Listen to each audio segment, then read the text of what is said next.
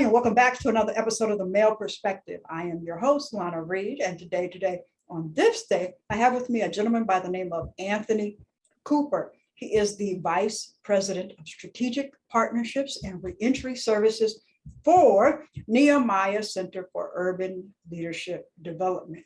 There you go. You got it. Come on now. Come on.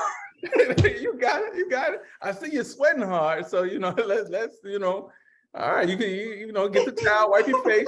You all right. I was stressed. But anyways, as I always do, I like to start off and say thank you to you for making time for me today. Time is a gift. Once we give it, we can't get it back. So I appreciate you carving out this space in your day for me and being patient while I ramble all of that out. And with that, sir, welcome to the show. I appreciate you having me. Thank you so much. I appreciate you. I was reading. I was sitting there with the paper like, we're going to get this one. We're going to get this one.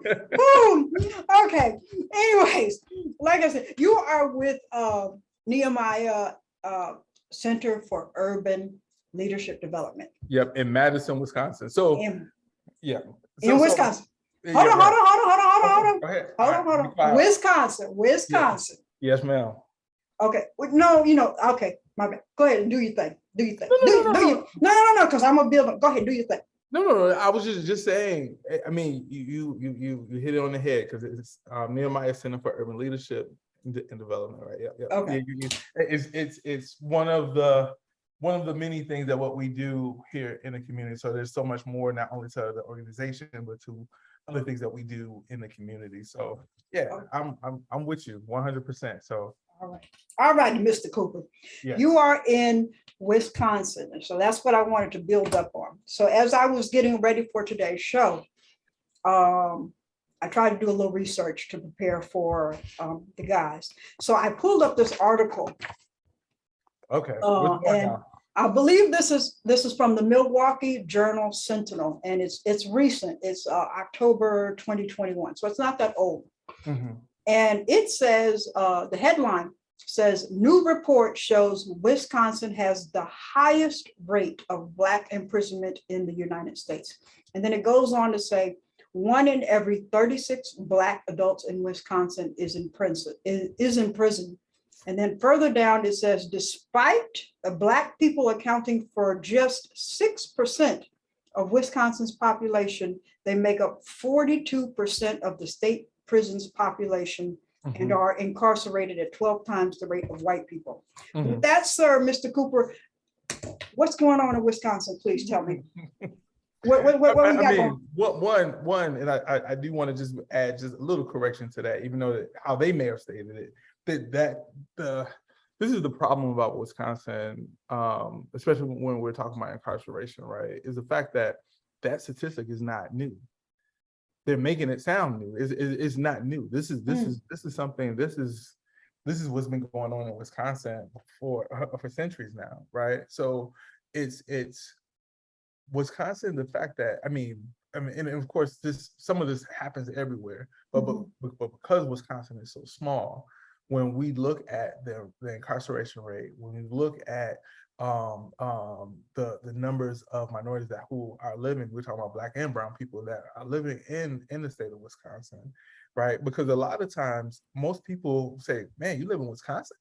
I didn't even know Black people even lived in Wisconsin. Really? That's right. You know what I'm saying? But you'll be shocked there are affluent Black folks who not only live here, work here, do great things here, change their life here, right? But at the same time, we continue to still have the same struggles here as well, that we keep coming up against all the different obstacles that for some people may say, hey, this is new. The fact that you're reading off of something that was in the paper that, whether it was last week or even a month, there's nothing new about this. Okay. Whoever the person who wrote it, they should know that this is nothing new. The challenge is when we talk about employment, when we talk about housing, when we talk about just basically having a system that is not working, right?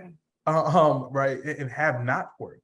Okay. And how we have to keep not only battling the system, but also being able to have the real, to me, and this is just me just making it plain, I'm tired of the talk, right? I'm making Gotcha. my plan. My hope is that whatever we do from this day forward, or right, that we have to continue to strategize and make action, whatever Okay. whatever that may be, right? Whatever in the perspective of community, neighborhood, we have to have action and have the real conversation but a conversation that leads to action all the time, not just when a critical incident happens.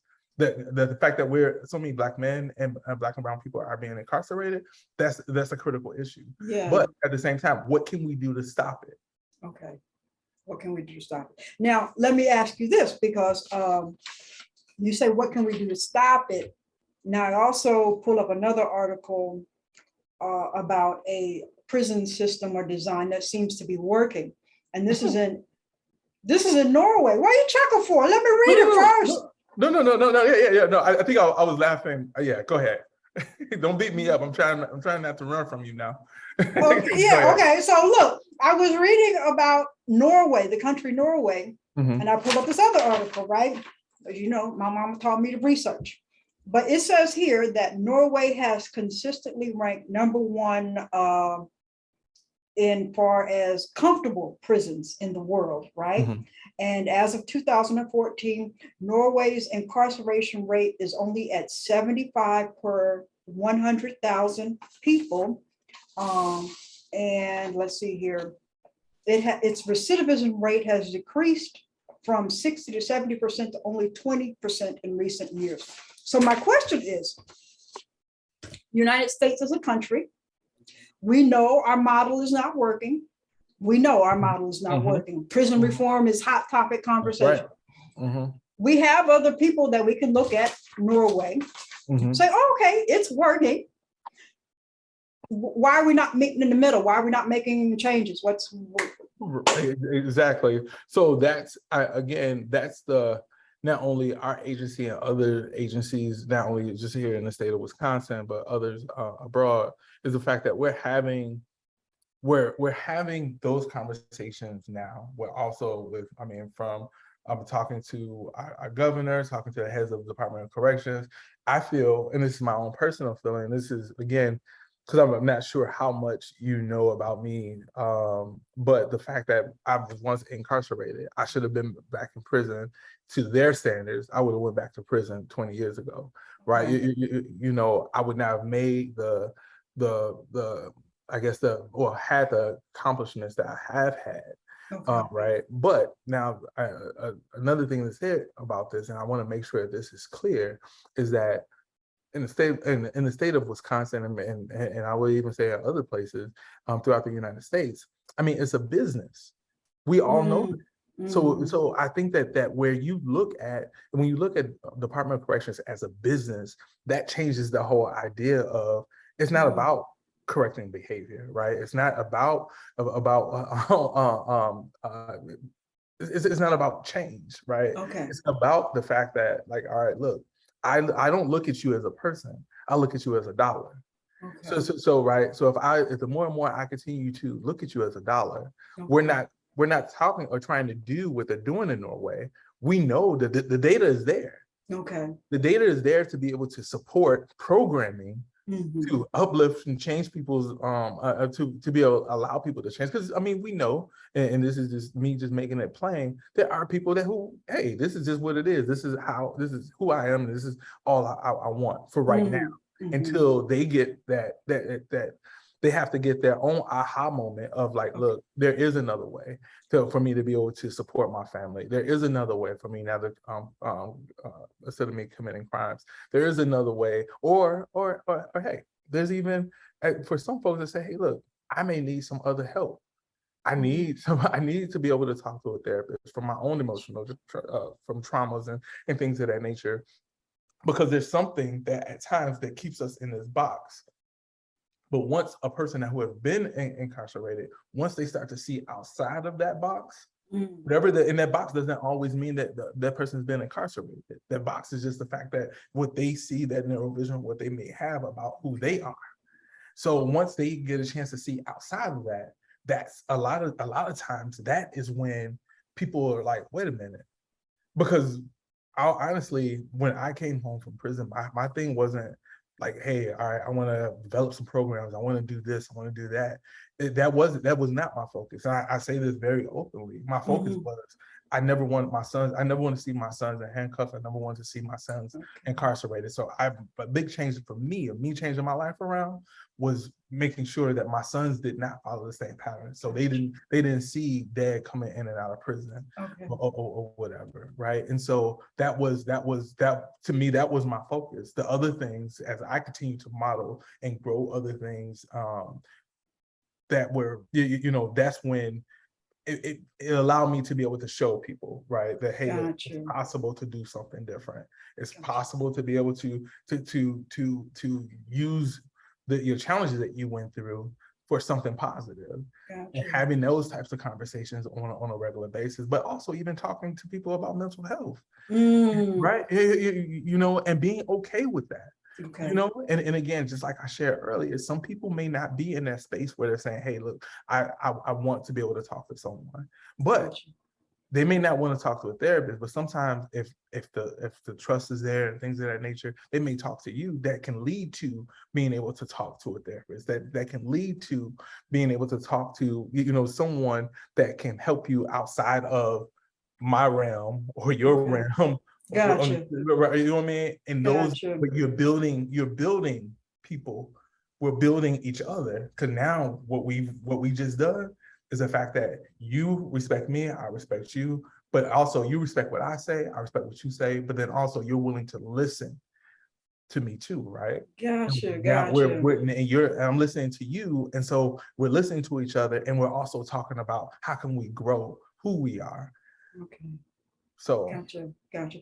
Now, listening to you talk, and you mentioned mental health, and it brings to mind some of the stuff that we're talking about in our communities when it comes to our local law enforcement, that they don't have professionally trained people to answer some of these calls when it comes to mental health. I'm wondering, inside the prison system, a lot of that population, they do have mental health challenges. Are inside correctional facilities people properly trained to deal with these issues, or? So I would say, I would say no, it all depending on, and this is why I say no. Typically, because you have guards who are trained to be guards, right? Their whole thing is that we have to be honest with ourselves and say they're trained to be overseers, right? And I'm pretty sure in some prisons, I'm not going to sit up here and act like I know everything, because I don't, right?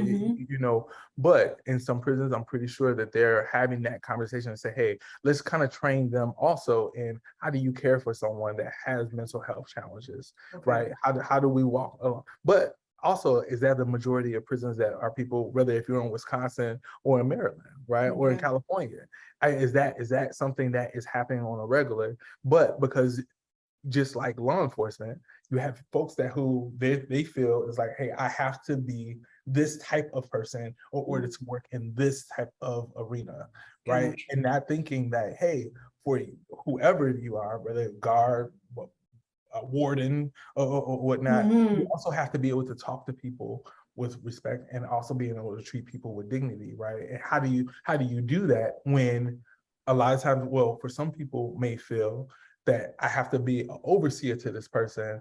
I don't see them as a person. So it's no different to me. It's no different than slave master, right? Saying, hey, look, you do what I say, and that's that, right? So, but to your question is, are people being trained? I feel in some areas, yeah, but you can train someone to do something, whether or not, if they continue to go about their training, is a whole nother story, right? Because some people, and I can speak about Wisconsin, where it's more like, all right, well, we can also set you up with this program.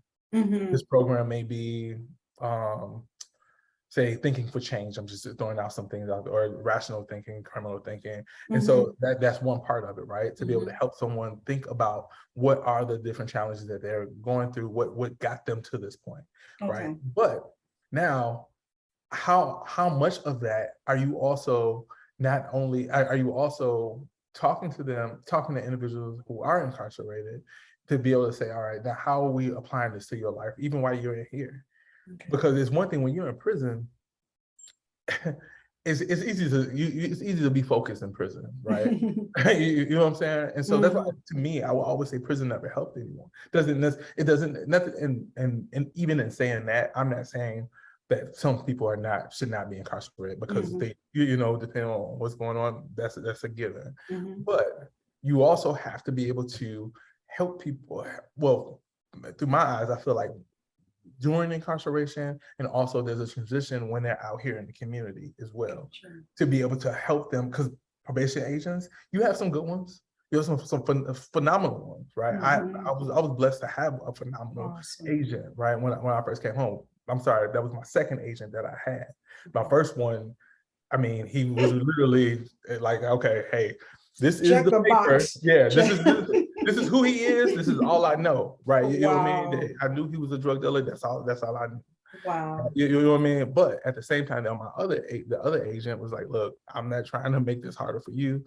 Just if you can follow the rules, and we can kind of go from there, right? But the difference in the approach is that at least she had the decency to talk to me as a person, not as though I'm a file, which is a totally different, because a file, you can always throw it in the garbage. You can always shred it. You can do whatever you want to do with it. But when you have someone who talks to you as a person and treats you as such, that relationship is totally different. It makes a whole different world, a whole different impact.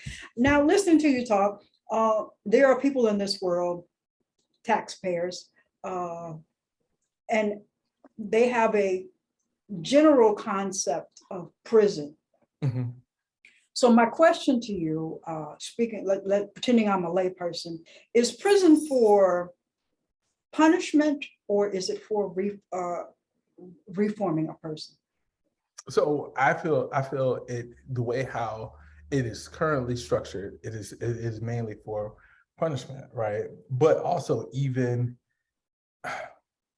yeah, if I'm being straight to the point to what you just asked me, what it's supposed to be is to be able to, with the hope of being able to help a person think about what the challenges that they did, right? And also being able to hold them accountable.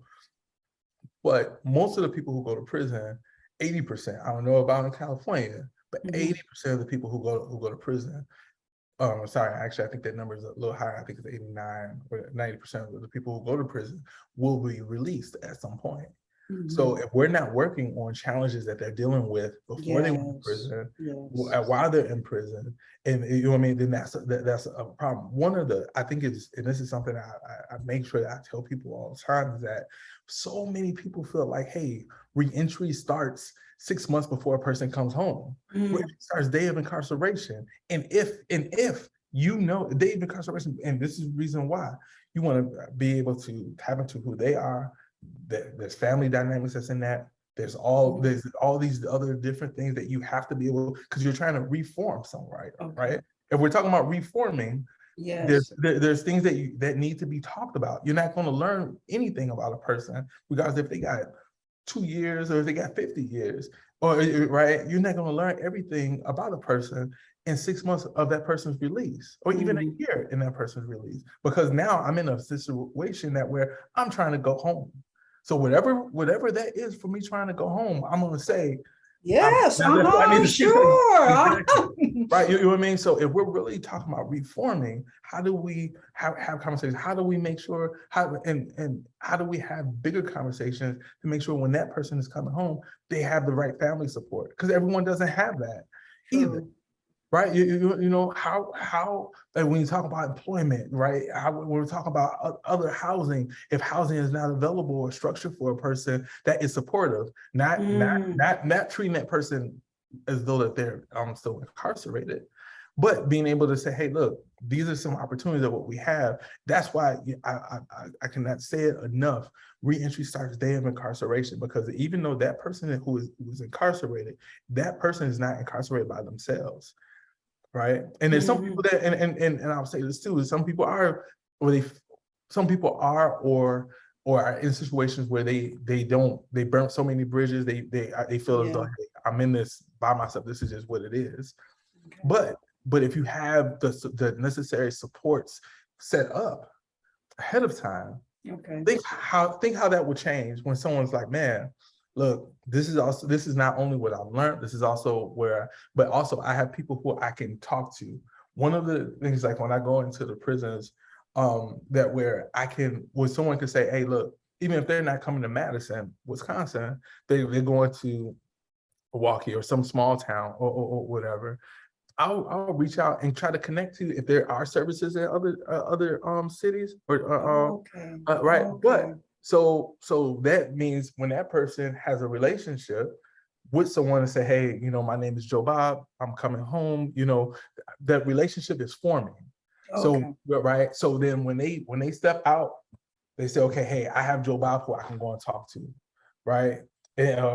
Curly Sue, whoever, right? Gotcha. I have someone who I can connect to, but then also I have another organization that may not be in my city that where I'm being released to, but yet this is giving me. I have people who are calling. Actually, I have a person who's calling me right now that is literally and it's not that he's not even in our city, but he knows. Hey, man, cool. I just got this new job. Or hey, I just wanted to connect with you. I need to jam with somebody. Or I'm faced with this situation. Right? At the job, at my housing, my child's mom, my mom. I don't know how to deal with these kids. I've never really. How do I build this connection? Right? It's about being able to support, reforming, changing how people are feeling as though you're all alone, because you're not. The fact, and I want to take my hat off to you, just the fact that you reached out, right? But that also shows we're community, right? Yes. You're what, 2,000 miles away.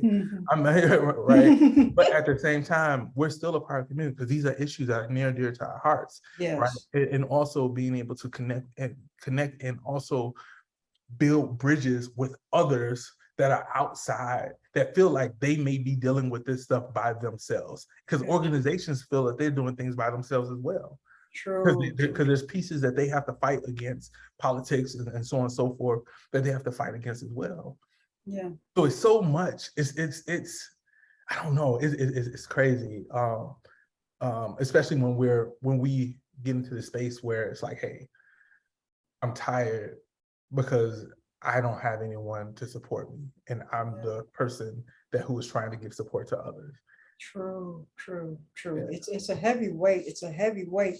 And you think so many times about the people, the individuals that are going through this, and you hear the story of, I'm getting out of prison and I got a $200 check and a bus pass, right? And I'm supposed to go to the halfway house, and like, I can't find a job, and I haven't talked to my kids in like 20 years. I'm trying to establish a relationship with them. All of that emotional weight that's on them, and I don't want to go back, so I got to get this right. And a lot of times the only place I can go back to is the neighborhood where I got in trouble in the first place. So what creates a perfect storm environment for reentry? And I think you talked about some of this. It has to start way back from when the person goes in there, but we don't have that design right now. So, I mean, how do we, because you got to have a roof over your head, you got to have food to eat. I got baby mama or baby daddy or something I got to get along with or whatever. How do we make this successful? So I think, so I feel like you're asking two things, right? And this is why I say that. So making it successful is being able to, with the hope of being able to support programs and nonprofits who are really willing to be in the trenches with people as when they're coming home.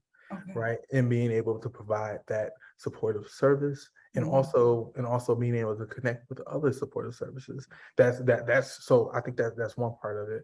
Now the other part of it, because of the other part of it is trying to allow. Let me refrain from saying allow, but being able to push people in a sense of saying like, look, now pushing people doesn't mean, hey, my agent said I gotta be here, so I have to be here. So I'm not saying that, right? I'm using push as saying, hey, like, hey, bro, man, why don't you come to this thing with me, right? And also being able to utilize men and women who have the lived experience to be able to help. That, right? You know what I mean? Stop feeling as though, hey, if I don't have my PhD degree in criminology, that I cannot. That's the only way that I can support someone. No, that man or that woman who has the life experience of being incarcerated is one of the most effective people to someone else who has either been there and done that. We've said that for years. And so that's when you look at it from that standpoint, that is something that would changes the narrative, right? Because now the fact that, so I've been home 20 years now, right? So my thing is people could look and say, all right, well, like, man, like I have people who are currently incarcerated now. Everyone calls me Coop. Coop, how in the hell did you do this?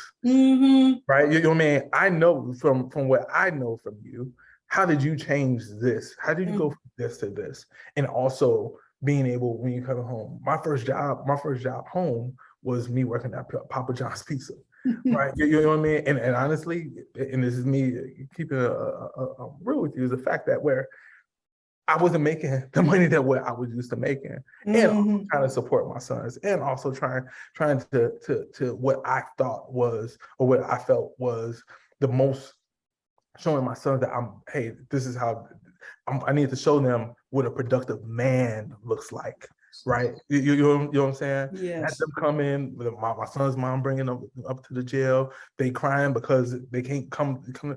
One of the things that I'll make sure I share this, one of the things that I feel what kind of killed partially of who I was, right, is the fact that when my sons wanted to stay in prison with me, right? So then, you know what I mean? So that always tugged on my heart, right? Like, okay, look, I cannot allow this to be their norm. Because if I allow this to be their norm, eventually I'm gonna come and see them. They'll be right here where I don't want them to be. Yes. You know what I mean? So any man, woman, when you love your child, so you know what I mean? You love your child, and many of us, even though the society doesn't always show this or whatever, we love our children, no matter what anyone says. True. So out of my love for my children, this is the product of who you get. But I you know, of who I am now, you know, and also through the grace of God, right? You know what I mean? So I want to make sure that that's said. But that's through the love that I have for my children. This is who I am. He already ordered my steps. I just need to fall in line. True. Using my children is what made me fall in line. Using my, you know what I mean? Seeing the reality, because seeing the reality of how my children were affected. This can be a cycle. This Exactly. can be a generational cycle. Yeah, and we see it. There was so many brothers. There was brothers who I'm incarcerated. This was their first time doing that, child. And there was a dude that I remember like it was yesterday. The brother was like, man, I think that's my child. That's old girl I used to deal. That's my son. He's my son. We on the yard. That's my son. He finds out this is his son. Wow. You know what I mean? So think about that. Think of how, I mean, generationally, how that can be jacked up. I want to use some other words right now. Yes. You know what I mean? I mean, but that's just, those are the things that where for many of us, we're not having those conversations. Because even for many of us, we sometimes feel as though, oh, that'll never happen. Until it happens to them, until they see something, right? Because we know the alternatives. Wow, amazing. You know, and I think a lot of us, especially our community, I mean, once you understand the mental perspective of American history about how they shifted slavery to the prison system, and how you mentioned earlier how it's just big business, and they really just adjusted the whole dynamics. A lot of us would put more effort into not interacting with that whole system and design, because like it just creates a generation of free labor services again, that's another direction I can go in, and I don't want to go there because I got other stuff I want to talk to you about. I want to shift because I had this conversation with a lady the other day from the perspective of the community when the formerly incarcerated gets out and they're back in community and they're trying hard to be productive citizens.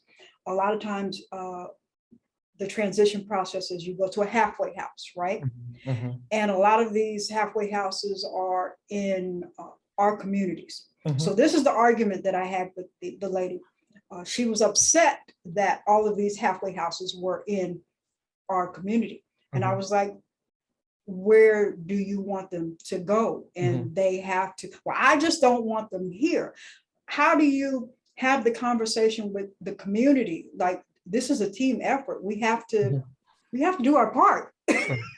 You know, and I don't know if you did some research on me or not, but so but you will find that actually what I did. So we have houses. It's called one of the houses. Well, the series of houses that we have for men, and particularly, I don't have any women housing at this point, but you know that's something that we're working toward. So one of the houses, Dignity House is what it's called. I went and there was word that I guess the community thought, oh, okay, there's a organization that coming in here. We know other work of what they've done. What not really knowing, no one asked or whatever. And so, and this happens to be this young man. He was the SO on a sex offender, right? And so, they thought that somehow that we were trying to make this environment of this building that everyone is going to live in there is going to be SOs and this is just, but that wasn't the case at all. And so what I did, again, I think the key word is community. We have to act like I'm sorry, let me remove the word act. We have to be community with each other, right? You know what I mean? So what I did, and this is, I'm originally from Chicago. I used to be, when I was a kid, I was a flyer. I don't know. I'm pretty sure y'all have it out there too. The piece of flyer boys that used to go to door to door. I went to door to every person's house that lived in our area or whatever, and talked to them, and also let them know who I was, what our organization stand for, what we are doing, what we're not doing, and being able, to me, that was a way of being able to show them, like, look, we're not trying to just have this thing, and also this isn't going to be a flop house, right? This is a place where everyone deserves a second, third, and fourth chance, because again, as we all know, there's not a perfect being on this earth. Right? You know what I mean? And because there's not a perfect being on this earth, why wouldn't you be able to allow someone, why would you challenge the fact of being able to allow someone to live in the community that you live in, that you say is community, and that you as this neighborhood is saying that, that you believe in the community. So if you believe in the community, that means you believe in the people. Yeah. So if you believe in the people, we should be able to have this conversation. And if anything, your conversation with me should be, hey, how can I help? Gotcha. Well, let me ask you this, and I don't know the answer, honestly. I've never researched. Ask me anything, yeah. Are there halfway houses in the white folks park here? Yes. So there are, right? Out here. So Madison's really unique. So there are, but then also, to me, it's more. But would I say that there's one that's by the next door to the governor's mansion? No, right? You know what I'm saying? But I mean, but that's a thought that I think that we need to, again, being able to approach those types of things as well. Reason being, and some of it comes into the income of the property, right? Okay. The cost of the property. So if you're in most halfway houses or whatever, it's like, hey, I can do a halfway house in this area where this, let's say I'll throw a price out there. This building may cost $100,000, but if I try to do it on, if you want to say the white neighborhood, it's not, you know what I mean? Yeah. The same building is going to be $400,000. So, but I think that where being able, because, and this is something that I even challenge or whoever will listen, and even to other people who are thinking about doing housing, if you are going to build, if you're going to have a community center, halfway house or emergency housing for someone, be a part of that community, and also be a part of cleaning up that community too, right? You know what I mean? So there's guys that, hey, I'm like, man, look, there's again, this is me. I guess I'm flipping a little bit, because you're not going to just throw garbage in front of this building. This is a building you living at, brother. You treat this building as though you live here. You know what I mean? You got to take out. I'm not going to take out this trash for you. I'm not going to tell my housing manager for him to take out the trash. No, you take out the trash. You do your part. We do our part together. That is what changes how people are necessarily thinking about where that situation that they're in for that time. Right. And so, and again, being able to have just straight to the point conversations, but with respect. I'm not here as your overseer. I'm here for us to be able to talk about what is next for you.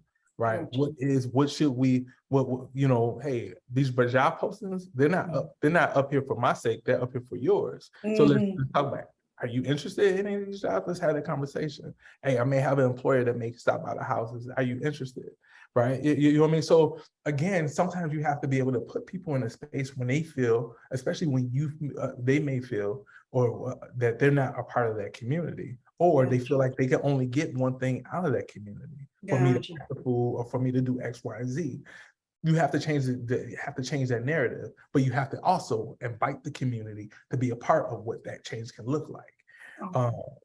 So sorry, I can go about that. Is that when you did that and knocking door to door with the halfway houses, is that working? The community embraces and yeah. That building is still going strong right now. So yeah. I mean, it was literally. I mean, it was people that just had questions, right? And of course, I didn't allow. Well, I'm sorry. I don't want to say I didn't allow them to.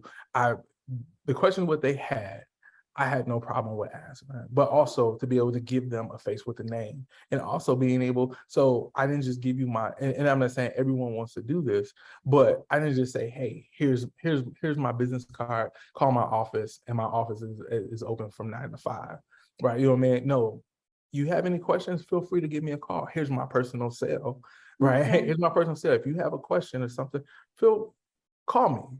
Because I'm a part of your community, and because I'm setting up this apartment that we just purchased, right? And we're gonna navigate the way how we want to. I'll talk to the council board members and things of that nature. But, hey, this is what we're doing in this community. You have questions? Let's talk. So many people are scared to have have the conversation. Like, as you see, I kind of bit my tongue a little bit. I was like, you know what I'm saying? The Lord is still working on me. We all had the moments. We all had the moments. You know what I mean? But let's have those conversations to be able to get to where we're trying to go. Right. And also, if you don't understand the need, let's talk about what that need is, not only for the community, but to know that this person is a part of this community. Yes. Yeah. I mean, and that's what we all hopefully want, is to see somebody truly rehabilitated and reenter society and become a productive citizen of society. And if we don't give them the tools to do that, I mean, so how are we expecting them to do that? I mean, some of us as citizens have so much hypocritical thought processes, and I'm like, it's not going to work unless we all pitch in and do our part, Right. So but something I want to say, and I want to make sure this is being said too, is the fact that man or that woman who is coming home from incarceration, they're a citizen too. So, and our work will work the way how we say it is that, we say returning citizens. We don't say, oh, this man is because he's been incarcerated or ex-con and all that. He's a returning citizen. He was in this situation. He's a returning citizen coming back to the community. Okay. That's a must, because if we continue to I'm gonna jack it up on the way how I said, if we continue to put the scarlet letter on every person that when they come home from incarceration, then that's a problem. That's another problem of the community. That person knows that they have a felony. If you decide to hire them, you know that they have a felony. But if we only look at them as being as an F on their chest, saying F can mean a lot of things: fuck up, failure. I can get into some things on that now. But you know what I mean. But if that is what we look at that person as being, then that's all he would ever be in your eyes. We have to change that. True. Awesome. Now, building on everybody's a citizen, I had a conversation because I'm talking about. I was talking to a guy and I was like, he didn't think he could go through the process to be able to vote. And I was like, no, you can vote. Yeah, you can. He's like, no, I don't think so. I got to. Who's in charge of telling people what you can and can't do once you get out? Why did he not know what he could and could not do? So depending on what state, some states you can. Some states you can. In the state of Wisconsin, you're able to vote once you're off of probation. Okay.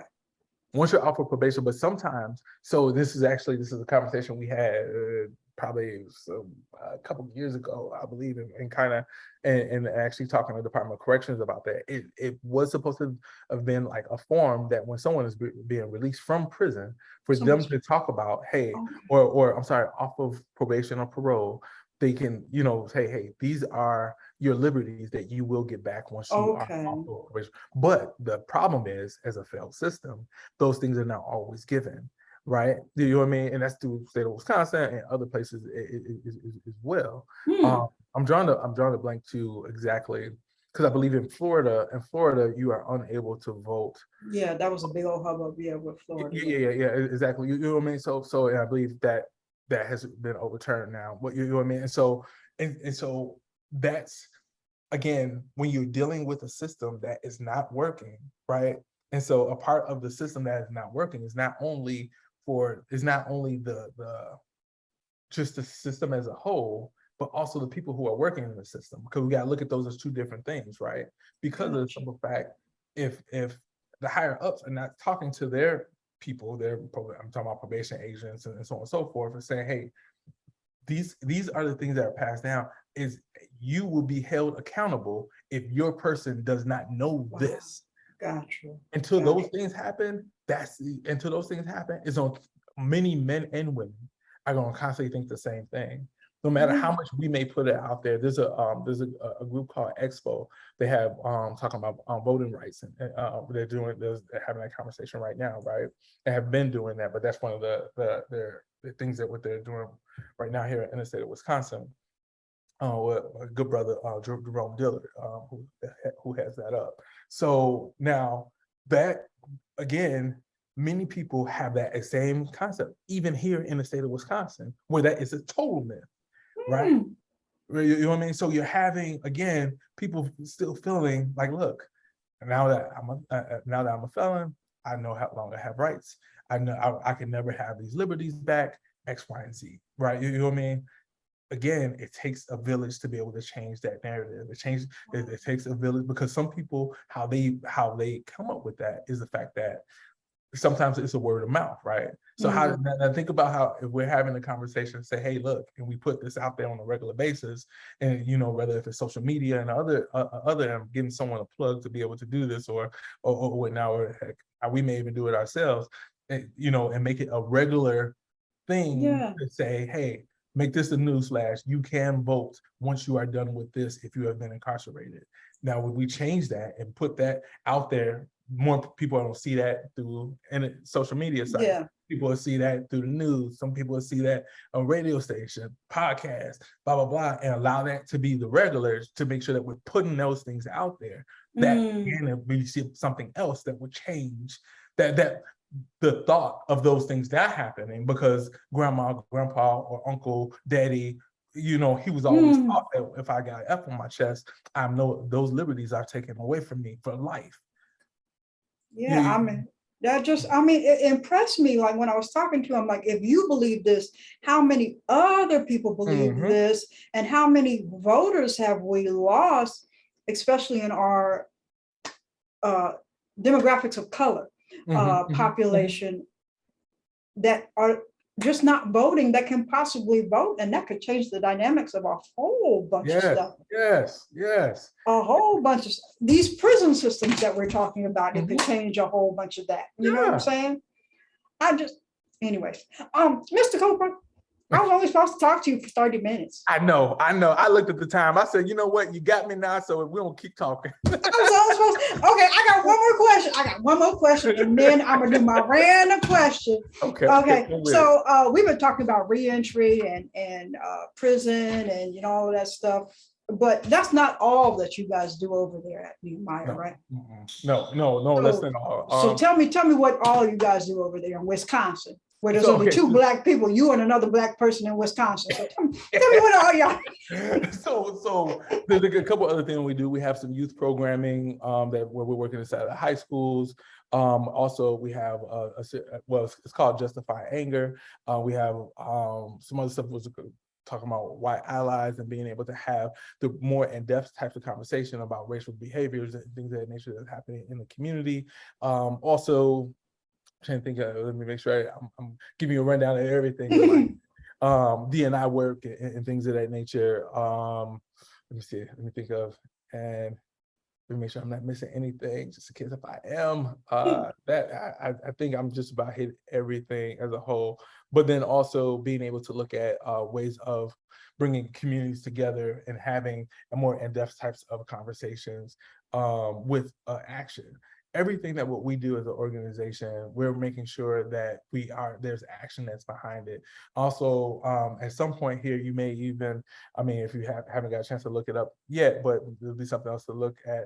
It's called the Black Center for Excellence, which would be a new building that we are building, would be the first of its kind in the state of Wisconsin.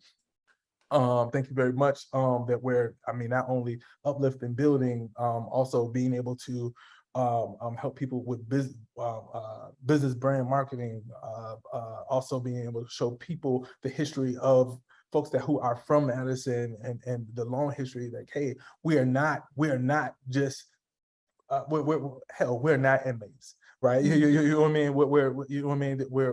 We're more than just a degree. We are people of substance, and this is not even just talking about someone who has been incarcerated. We're talking about all of us, and we all have purpose. We all have a way to be able to not only to tie into what's going on in the community, but also we can make this community more vibrant of Black lives, right? Because most of the people that come to the state of Wisconsin, fortunately and unfortunately, is the fact that where some people come here for school, and once they're gone, it's kind of like, hey, I got my degree, I'm up, right?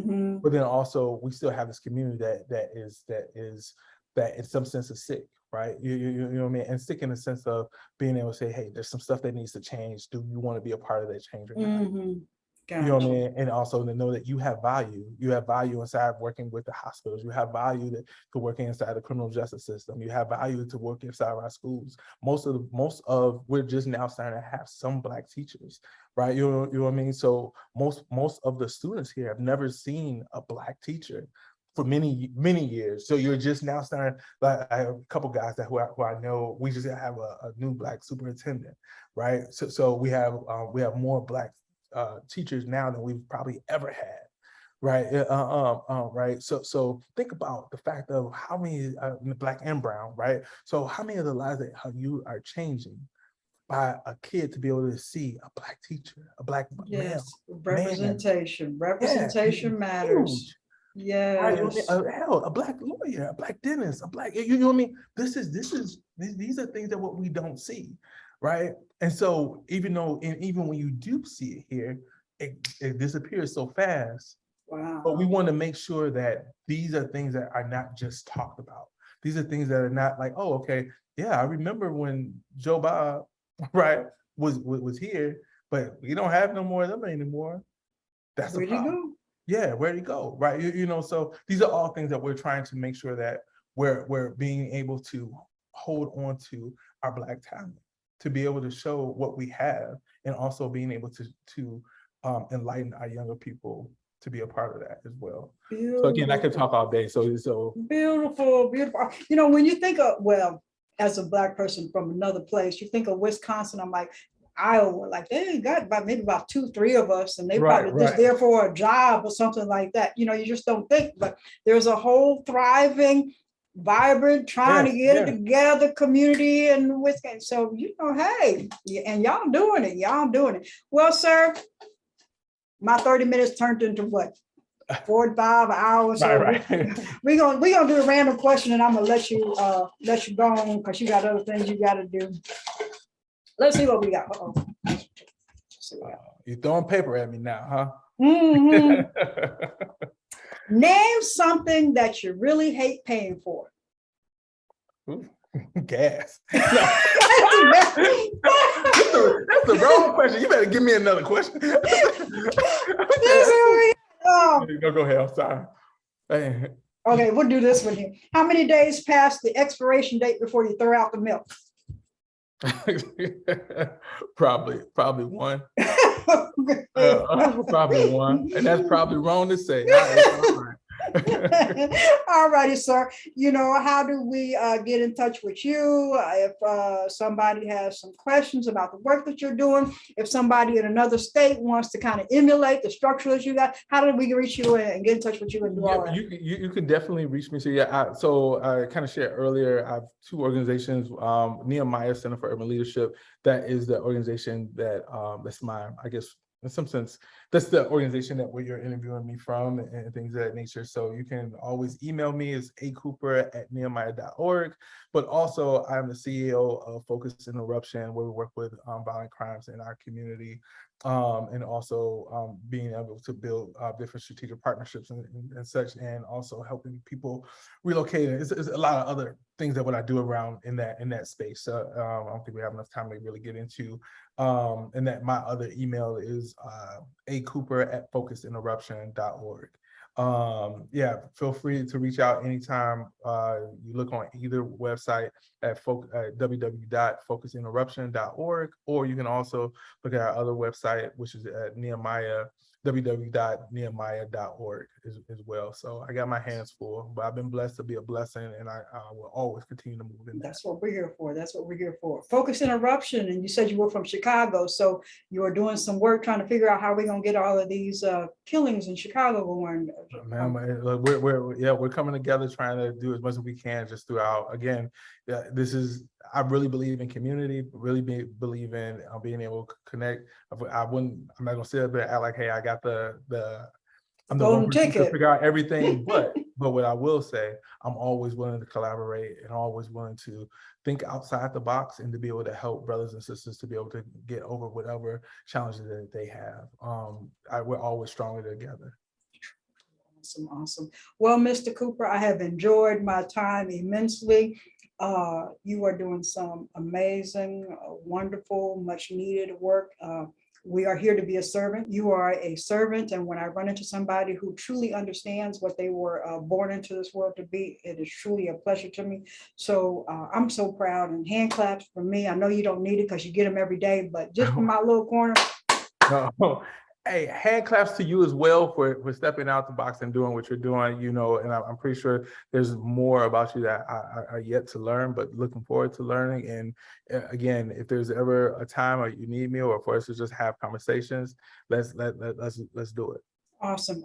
I thank you so much for your time and everything. That is all for this week's episode of The Male Perspective. I'm your host, Lana Reid, and I will see everybody next time.